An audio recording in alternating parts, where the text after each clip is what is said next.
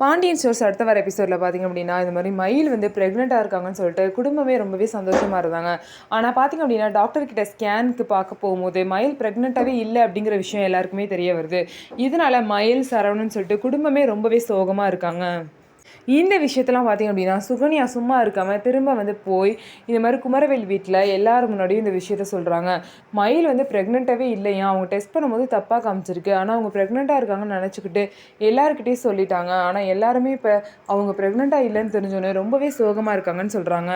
உடனே சக்திவேல் பார்த்திங்க அப்படின்னா நல்லா அனுபவிக்கிட்டோம், அந்த பாண்டியனுக்கு இதெல்லாம் தேவைதான், என் மகன் மட்டும் கல்யாணம் பண்ணாமல் இப்படி இந்த இதெல்லாம் அனுபவிச்சுட்டு இருக்கணும் ஜெயிலுக்கு போய், ஆனால் அவங்க குடும்பத்தில் மட்டும் நல்ல விஷயமா நடக்கணும், ஊர் ஃபுல்லாக வந்து தான் மருமக மாசமாக இருக்கா குழந்தை வரப்போகுதுன்னு பெருமையாக பேசிக்கிட்டனால இப்போ அவனுக்கு நல்லா வேணும்னு சொல்லிட்டு சக்திவேல் பார்த்திங்க அப்படின்னா பாண்டியன் குடும்பத்தை திட்டுறாங்க. ஸோ இதுக்கப்புறம் என்ன நடக்க போகுது, மயிலும் சரவணனும் திரும்பவும் பிரிஞ்சுட்டாங்க. இதுக்கப்புறம் எப்படி மயிலும் சரவணன் சேர போகிறாங்க, அப்படியே சேர்ந்தாலும் பார்த்திங்க அப்படின்னா அவங்க நிறைய விஷயத்த இன்னும் மறைச்சி வச்சுருக்காங்க. ஸோ அதெல்லாம் தெரிஞ்சால் என்ன ஆக போகுது அப்படிங்கிறத பொறுத்திருந்து பார்க்கலாம். நம்ம வீடியோ உங்களுக்கு பிடிச்சிருந்தா நம்ம வீடியோவை லைக் பண்ணிக்கோங்க, மறக்காமல் நம்மளோட சேனலில் சப்ஸ்கிரைப் அண்ட் ஹைப் பண்ணிவிட்டு பாருங்கள்.